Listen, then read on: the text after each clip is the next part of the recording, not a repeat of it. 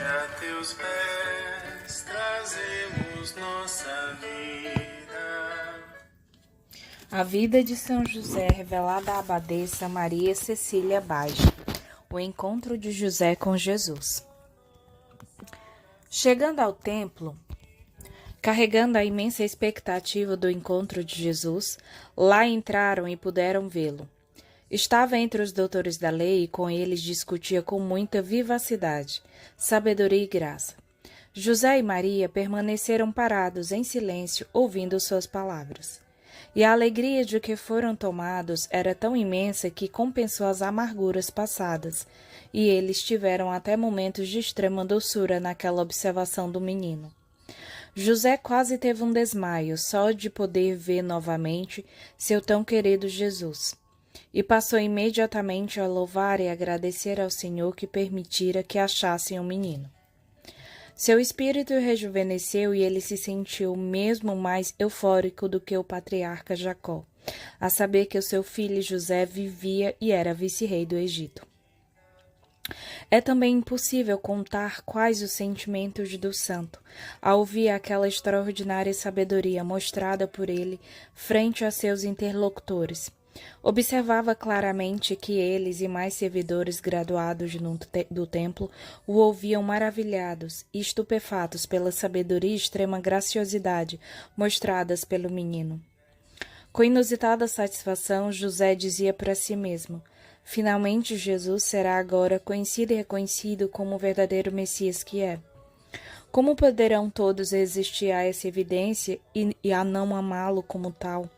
Se ele lhes explica as Escrituras com extrema sabedoria e graça, mostrando-lhes assim que o Messias já está presente? Como poderão eles não entender que ele é o próprio Messias da lei, que em tão tenra idade mostra admirável sabedoria, tanta graça e tão acentuadas virtudes? Ah, certamente, espero que assim seja, e que o meu querido Jesus seja aceito por todos como o verdadeiro Messias. O santo refletia dessa maneira em razão do seu grande desejo que ele fosse de fato reconhecido como prometido e que todos soubessem também o grande benefício que isso representava e que se sentissem profundamente gratos ao Senhor. Entretanto, essas suas ambições não se concretizaram, pois o duro coração dos judeus e também todas aquelas sugestões divinas implícitas não causavam as impressões corretas daqueles corações tão endurecidos, cheios de soberba e de ambições. Entretanto, é preciso notar que o Senhor os iluminou nesse sentido, fazendo com que tomassem conhecimento da verdade irrefutável, e o fato de não o terem aceito como Messias repousara na exclusiva responsabilidade daquelas pessoas. Terminada a discussão de Jesus com a equipe do templo, o menino foi vivamente aclamado pelos presentes, dirigindo-se então ao encontro de Maria, que lhe disse: Meu filho, por que agiste assim, fazendo com que tivéssemos de procurar-te, assim tão aflitos? E ele a olhou de forma imponente, como que os repreendesse por aquela desnecessária aflição. José permanecia em silêncio taciturno, mas muito contente em seu interior por ter finalmente encontrado Jesus. Banhado em lágrimas e com imenso amor, não se cansava de olhar para ele. Muitos que se encontravam no templo naquele momento e que haviam ouvido as palavras do menino foram cumprimentá-los pelo extraordinário filho que tinham, dizendo deveriam educá-lo convenientemente, pois demonstrava todas as qualidades necessárias para tornar-se um grande profeta e uma grande personalidade. Outras pessoas tiveram Maria por abençoada pelo Senhor, por ter dado à luz um tal filho. Outras mais diziam para José se ele também um felizardo, digno mesmo de ser invejado. Por tudo isso, ele rendia suas graças a Deus. E em meio a todas aquelas afirmações elogiosas, humilhava-se e reconhecia sua insignificância, transferindo ao Senhor todas as glórias respectivas. Terminadas as louvações e a adoração, deixaram o templo, e as pessoas encontradas pelo caminho também se congratulavam pelos mesmos motivos que repousavam em Jesus. Isso fazia com que o santo se humilhasse ainda mais, reconhecendo-se indigno daquelas homenagens todas. Considerava-se como tal no que se referia às graças todas que lhes eram concedidas pelo Senhor, em especial por aquela que o tornaria pai e protetor do Verbo divino. E eles, então, tomaram o rumo de volta a Nazaré, levando agora seu querido Jesus. José se mostrava permanentemente atento e receoso de que ele desaparecesse novamente, e vigiava o tempo todo. Todavia, Jesus, durante o percurso, lhes assegurou que não mais lhes afastaria, e isso serviu de tranquilidade e alegria para Maria e José. Durante aquela caminhada de volta, mais do que em qualquer outra realidade realizada por eles, tiveram ocasiões de presenciar verdadeiras maravilhas através de sinais divinos oferecidos pela própria natureza. Eram constantemente acompanhados por bandos de aves cantando lindas melodias e que saltitantes se dirigiam ao Criador com a intenção de obsequiá-los, e até mesmo animais ferozes e selvagens se inclinavam à sua passagem, e os campos se mostravam brilhantes e festivos.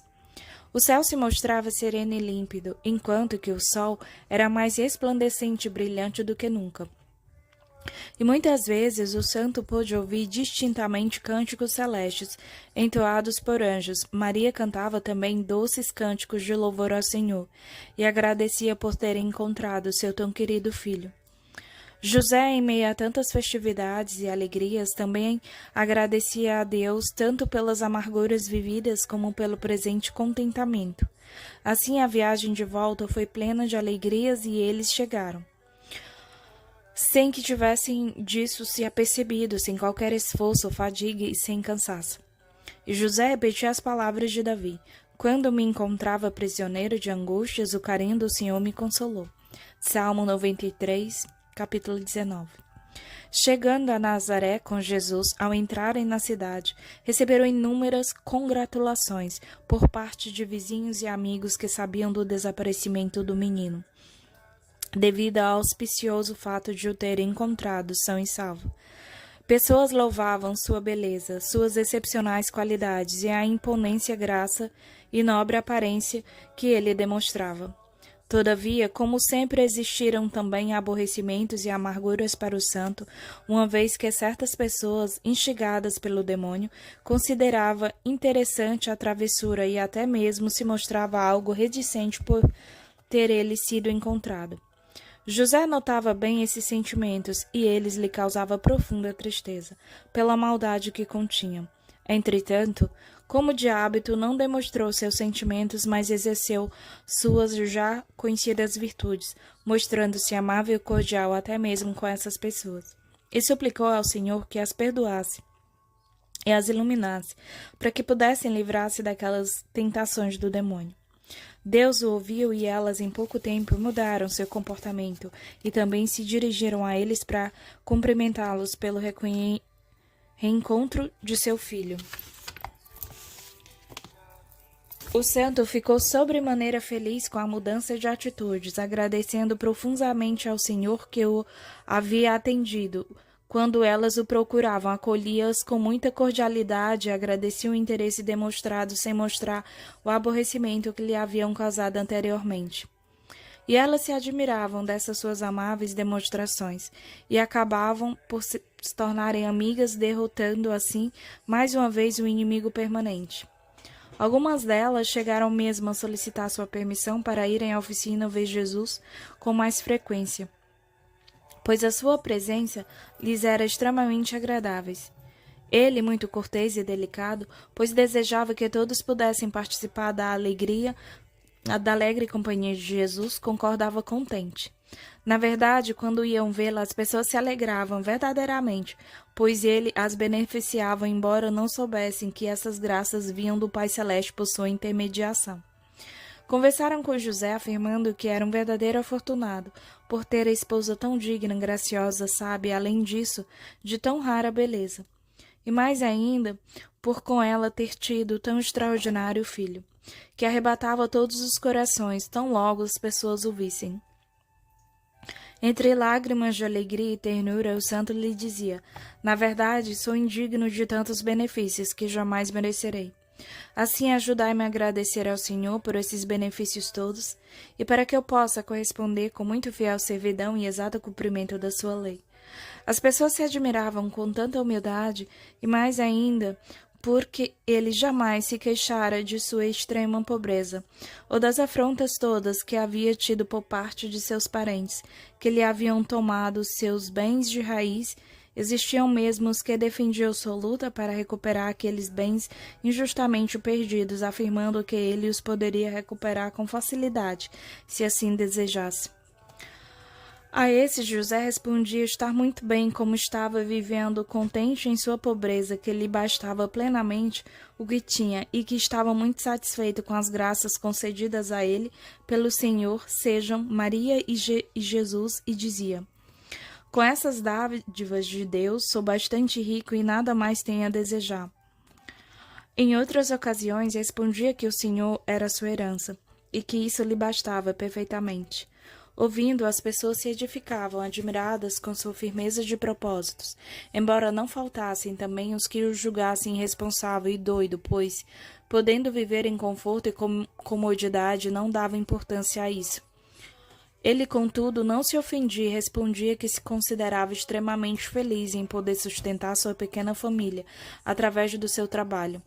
Depois dessa afirmação, elas permaneciam em silêncio, aliás, muito apreciado pelo santo.